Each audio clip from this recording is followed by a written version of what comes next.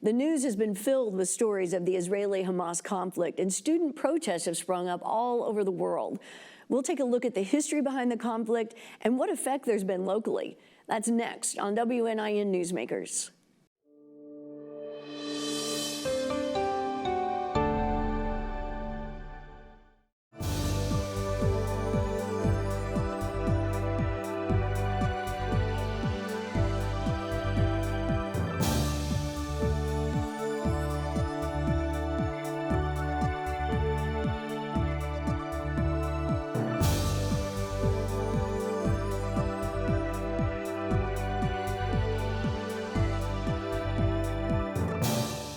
Welcome to WNIN Newsmakers. I'm April Nading. Dr. Daniel Byrne, a professor of history at the University of Evansville, is here to talk about the history of the Israeli-Hamas conflict and how it affects us locally. Thank you so much for joining us today. Pleasure to be here. So tell me can you give me a brief overview, and I know it'd be hard to be very brief about it, but of the history of the Israeli-Palestinian conflict? Well, the conflict goes all the way back about 100 years now when the British gained control of the Palestinian Mandate and allowed for Israeli or Jewish settlement into the territory. And this caused conflict between Arab settlers and Jewish settlers. And so that conflict continued all the way to 1948 when the State of Israel came into existence, declared its independence, and was recognized by the United States and the Soviet Union at the same time. That conflict continued in 1967 when the Israelis invaded space in what we call today the West Bank and Gaza. And so that's when, during the 67 war, they controlled the West Bank and Gaza. And the conflict has continued since then. It's with the what they call occupied territories. And so Gaza is what is considered an occupied territory as a result of the 1967 war. So it's really something that both sides have contributed to over the years. Is that? Certainly the conflict has been a two-sided conflict, yes. So Jewish settlers and Arab people who lived there originally have been in conflict since the 1920s. So. Oh my goodness. Well, what has triggered the current hostilities? Well, I think the current hostilities, specifically in the context of October 7th, was this question of the possibility of the Saudi Arabia recognizing the existence of Israel and creating what are called the Abraham Accords and signing on to those. This would have left Hamas and the Palestinian people pretty much ignored and out of the picture. And so Hamas took action. That was the purpose of it. I think they were way more successful in their own minds than they were, right? And of course, that created a massive reaction from the Israelis and the Americans. And you're talking about when they came in and attacked and slaughtered. Yeah, and 1,200 people and took hostages. And they still have hostages. They do. Yeah, well, they've had a few proof of lives recently. Yeah. So do you think a ceasefire is likely? And if so, what would that even look like? Well, I think what Hamas would have liked last night is there to have been a ceasefire. But now the Israelis have actually entered into Rafah. So there will not be a ceasefire anytime soon. I don't think that's possible. Well, because the Israelis are still... The Israelis intend to basically to finish off the last 4 Hamas brigades that are in Rafah territory. But haven't they been trying for years to have some kind of peace accord or treaty between the two? And it's... I mean, there really hasn't been any kind of real effort since the Y Accords in 1999. So it's about 25 years since we had really serious conversations about peace in the Middle East. So is it even possible? I mean, there's that's a really good question. There's a challenge. One of the demographic challenges is that the Arab population is growing at a lot faster rate than the Jewish population. And so if Israel wants to remain a Jewish state, right, it may not be able to be a democratic state. And that's the real challenge. Now, if there is a two-state solution, which is what the United States supports, then you'd have the separation of those populations. The Arab population would be in the West Bank and Gaza, and Israel would be in the Israeli territories.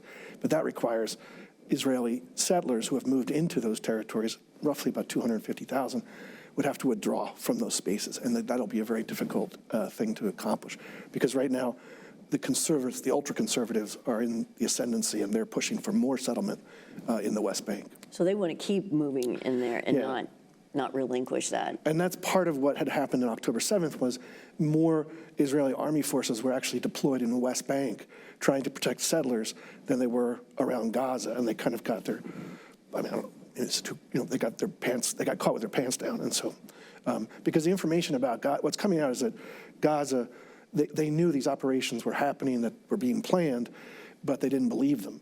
And so they should have known that something could happen, and they were really caught off guard. Why that was true, I don't have a good sense of that. But. Which that even goes off to a little sidebar of if you're going to have intelligence, why would you not believe it? Right. Exactly. Yeah, and there was an argument that they thought they were just practicing, but at the same time, it's like these junior intelligence officers were telling senior intelligence officers that there was something coming. So. Right. And practice is usually leading to some sort of actual performance or action, right? And I think it's important to, that the Abraham Accords were moving forward. There was a real chance that they were going to be signed within that year. And so that would have been a really big blow to Hamas. And so I think, and of course, this goes also back to the Iranians. Mm-hmm. The Iranians are feeling isolated. And so the complicated nature of how Middle East policy is developed, right, against Israel, against the Saudis, against American interests in Jordan, all those things come together in this one event on October 7th.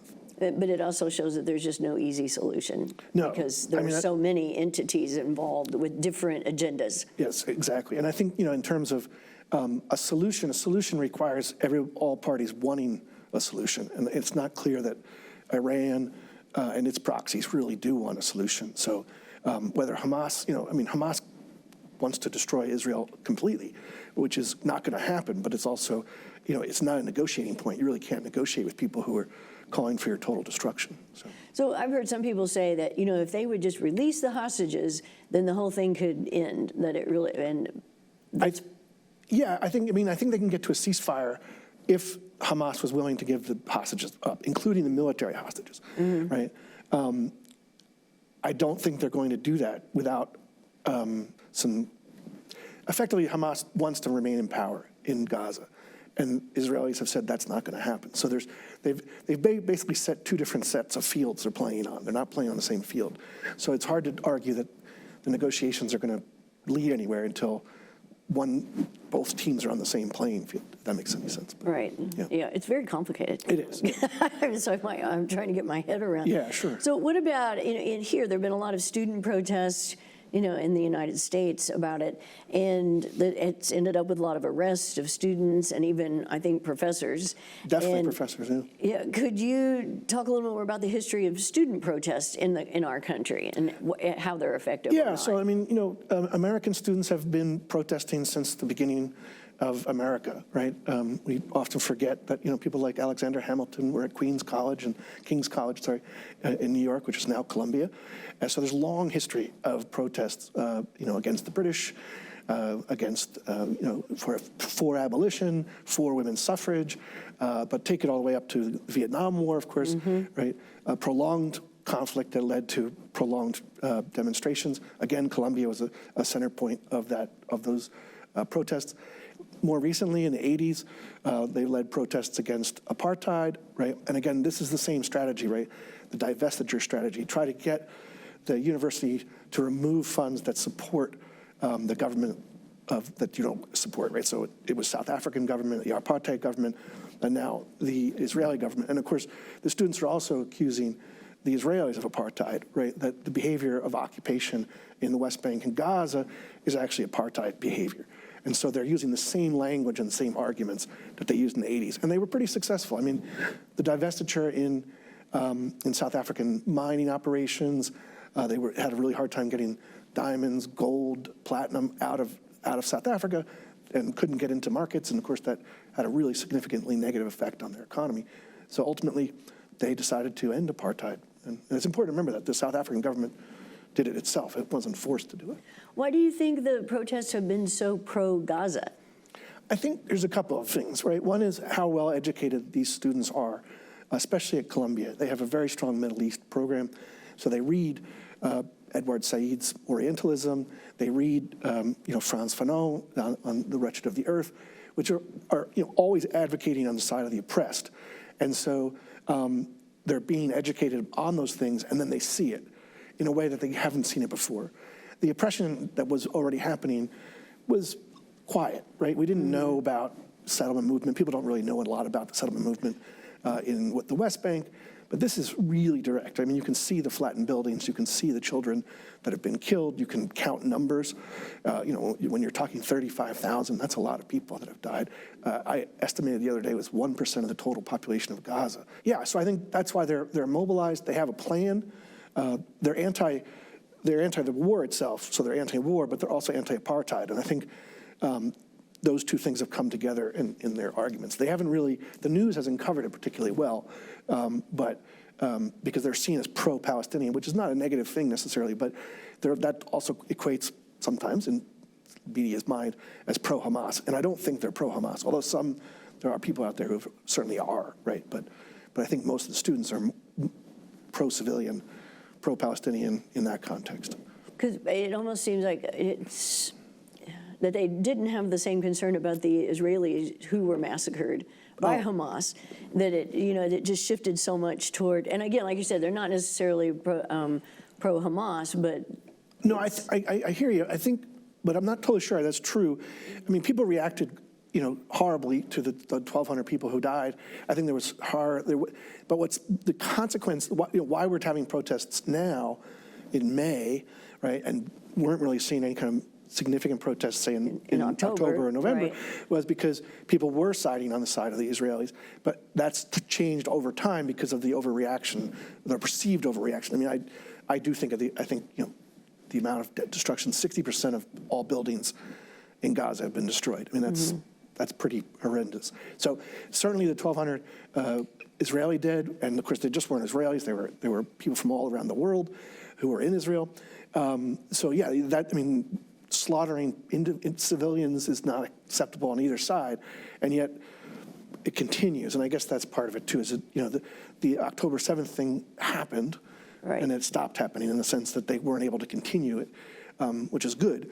But I think in the context of what's happening in Gaza now, it's just continual, right? We're just, I mean, the amount of ordnance that's been dropped on the Gazans is pretty extraordinary.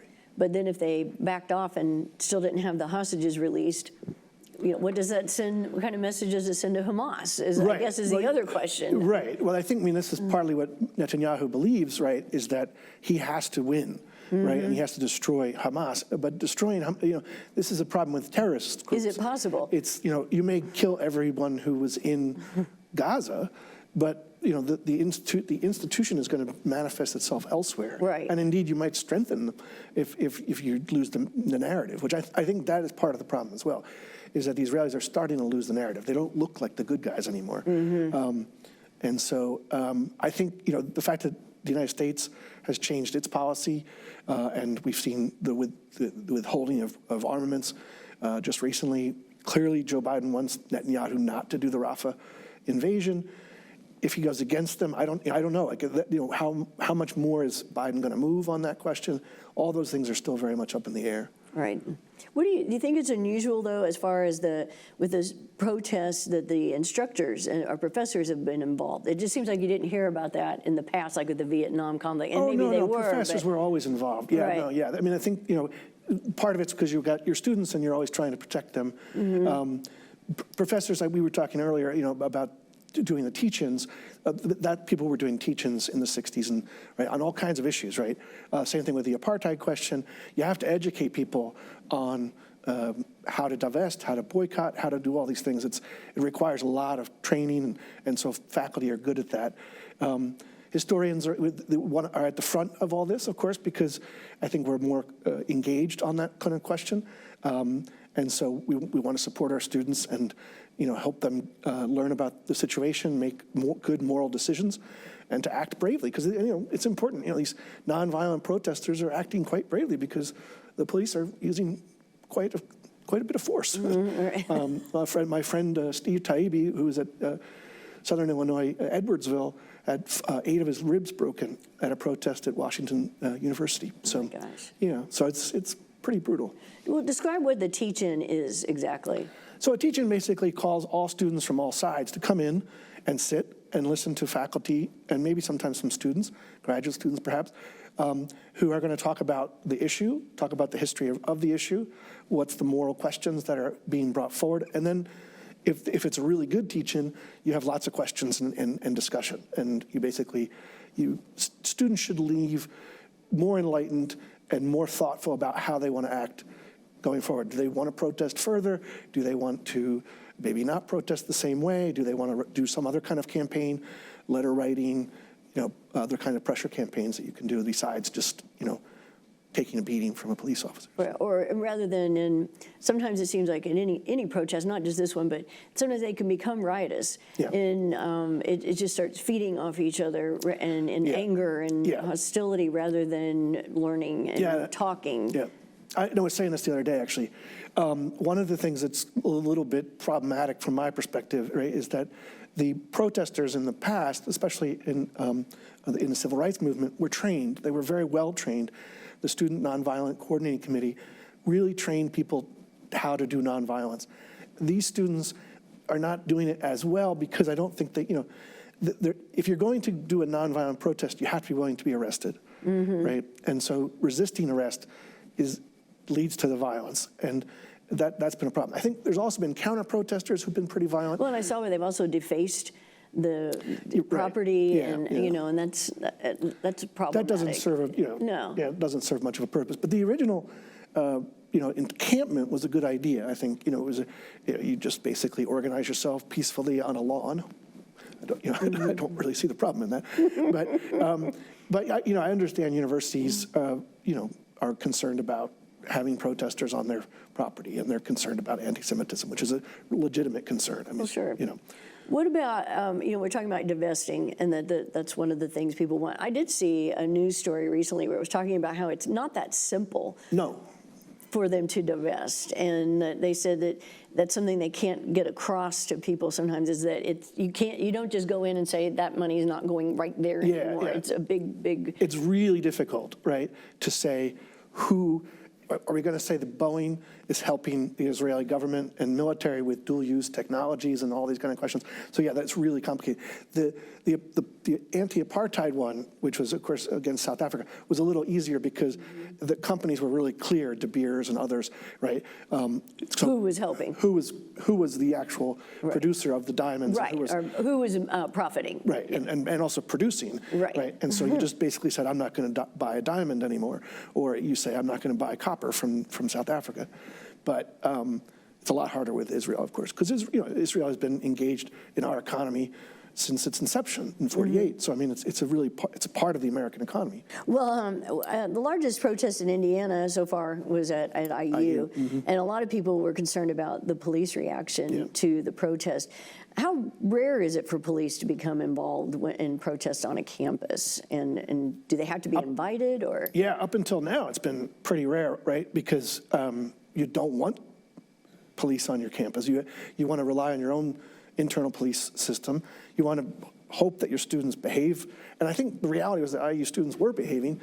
So why they were invited on is probably a bad decision on the part of the president, who's already under a lot of stress with the graduate students and with the faculty. Well, and do you think they also become fearful after they see what's happened on other campuses, and they're trying to maybe doing it as preventive? I think, but there's also been examples of other institutions like Brown de-escalating with no violence, right?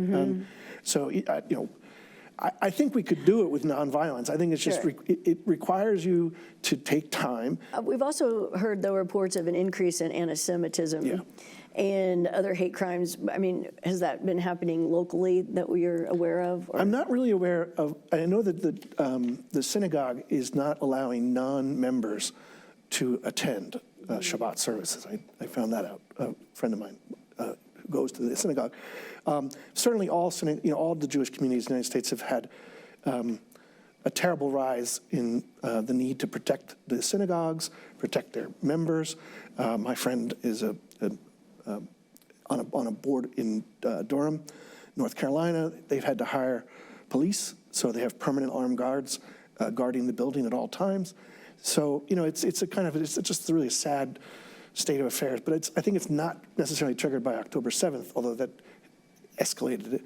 but we've had a kind of real serious rise in anti-Semitism over the past 6 or 7 years. You know? Do we know why? I mean, I think or is there anything you can... I mean, I think part of it's, we've unleashed a lot of vitriol in America. America's divided, and the politics has been kind of open to expanded concepts of, the idea that Donald Trump said the people at Virginia, at Charlottesville, were good people on both sides. It's like, no, the one group was saying anti-Semitic stuff. We shouldn't support them, that kind of thing. So I think in the context of that, the Black Lives Matter movement, of course, is important in terms of escalating the questions. And of course, you bring the question of race up. That expands into the question of anti-Semitism because there's a racial component to that. And so, yeah, just as a society, we've really been dealing with these racist and, anti-Semitic issues for the last decade or so. Doesn't it kind of seem like over the years, the students sort of lost the move to protest, I guess, or the desire? It seemed like, like you were talking about, you can pretty much point out they protested here and here, nothing like in a way, not like they used to. And so this is novel almost. And like you said, they're not trained like they were, without lack of a better way to explain it. Well, there's 2 points to it. One is the Vietnam War was so extensive, so it was not like it happened yesterday. It was happening day after day after day, and so people could build anger and resentment toward it. They could get organized. They did get very well organized. I'm really impressed by the ability for these students to get organized as well as they've gotten organized. In such a short amount of time. It's amazing. Like in terms of their skill sets is like, when I was in college, I don't think I could have figured out half of this stuff. Right. And we didn't have cell phones or anything like that either. I think the other part of it is, and I think you're right, that we have had less of a protest culture, and I think that's because we will protest a particular issue or a particular event on a consistent basis. So the anti-abortion movement, had a very strong protest movement that they continued and are continuing. But if you think about it in the context of we want something to be changed right now, those kind of moments haven't happened in recent times because it's hard. It's really hard to mobilize at a national level to have immediate change. As we said, right? It's trying to divest is a tricky thing in the first place. So even if they do agree to divest, it's going to take a long time for it actually to happen. The South African campaigns, the anti-apartheid campaigns, took years. They went through the whole 80s, before they actually were victorious. And then I think the other thing I'll say is, I think Black Lives Matter mobilization. I think that has been inspiring to a lot of students. And so you see the anti-gun movement, right? You see the Black Lives Matter movement. So they're all kind of coalescing. And so that's why I think we see more protests now. And then I think they're just better organizers than my generation was, Well, like I said, they have cell phones and social media, and it's a little easier to organize. And then I also wonder if there weren't just a few years in there where they were just kind of apathetic. I don't know. Well, I think, I don't want to go after Gen X because I am one, but the 90s were pretty good. The aughts weren't the worst. We did protest against Iraq war. I think there was pretty significant protest. Yes. But of course that came after 9/11, where the United States, we galvanized around the United States government, the United States military, and wanted to go and get bin Laden. And so I think, it would have, an anti-war protest to be successful in 2003 or 2004 would have been really hard, I think. But then, we've had really divisive situations since the economic crisis of 2008, 2009. And so I think those things have made people more upset, I think, just, generally because of their own economic situations. And then you add the Black Lives Matter. I think, those kind of really brought the question of race and anti-Semitism up in America again. And so we're back at it again. And maybe it also helps show that mobilizing and organizing can actually have some positive effects. Oh, yeah, for sure. I think maybe people kind of forgot about that because there weren't. Yeah, no, I think people, there's two parts to that. I think one is that we have a tendency to be a little bit too interested in instant gratification. Right. And protesting requires a lot of work. If we think about the civil rights movement, right, we have to think about it as a 30-plus year effort, before we get to 1964 and 1965. So it's just, you have to do that. You have to go to the meetings. You have to put your signs together. You have to be willing to cross that bridge, right? When there's these police officers that are going to, do their worst to you, and you know it. There's no question about, even if you're nonviolent, right, what's going to happen to you. And so you have to have sustained bravery, which is tricky, And so, and I guess this is important too, right? If you study your history, you know that whether it's the civil rights movement, whether it's the farm workers in California, whether it's any other group, that the unions in the 30s, right? They won good contracts, they won better lives for themselves. We just saw the UAW, right? A sustained strike. That's a hard thing to do against all three auto workers at the same time, auto companies, sorry, at the same time, and yet they won, right? And so it's possible, but you've got to be willing to suffer along. Right, because it's a long time. Right, and recruit people. Exactly. And, So local groups like Veterans for Peace have asked the city council to pass a resolution in support of a ceasefire, but would that have any real impact? No. I mean, it's symbolic, right? I mean, I think we've seen lots of city councils do that. We've seen unions do it. We've seen different groups, call for a ceasefire. I mean, maybe I'm just being pessimistic, but I think they don't always work in the context of getting senior leadership like the President of the United States to actually change his mind. Although I think maybe if we think about it in the broader sense, that, I mean, certainly Biden is now calling for a ceasefire, right? He's supporting a ceasefire, and he's working really hard, and the Secretary of State is working really, really hard, and the CIA director is currently in Jordan waiting, to negotiate in Egypt. So they're all there. So yeah, I think, maybe even if it's symbolic, maybe it'll put a little bit of, one more grain of rice on the scale. I don't know. Yeah, maybe. Right. Maybe I should be more optimistic. So what about for an individual who's maybe listening to this conversation? I mean, what should they be doing, or what can they do to maybe help with the situation? Well, I think first they have to figure out where they are on the spectrum of this ideologically, politically, morally. And then I think, they need to voice their voice, and that's important. So whether it's, writing a letter to your congressman, participating in a teach-in, going, and to a march or a protest, whatever you think that would be. I just would say to everybody, don't engage in violence. Right. And that's not what we're about as a country. We want to be. We have these wonderful things, right, in the First Amendment, which is, the right to assemble, the right to a free press, the right to come together, express our religious positions, right, to have speech just generally. So let's do that, and let's not focus on violence against each other. And I think that's when you were talking about the teach-ins. That's what we're trying to get, right? Is because if we're going to achieve peace, we have to have dialogue. So. Well, how can somebody find out about the teach-ins, or when they're happening, or I mean, is that just word of mouth? Well, certainly when the Veterans for Peace are intending to do one, and they have a Facebook page. I know that. I'm sure they have social media presence, so that'll be out there. They organize events regularly, so if you just want to check that out. In terms of the university, we had it on our website, but we're not going to have any events during the summertime, I don't think. But come August, I'm sure there will still be an issue. So, Unfortunately. Yeah, unfortunately. It probably will. Well, thank you so much. It was very informative. I got a lot out of that. Great. Well, I appreciate it. Thanks for having me. You're welcome.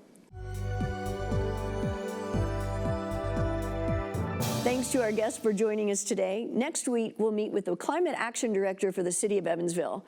I'm April Nading. Thanks for watching WNIN Newsmakers.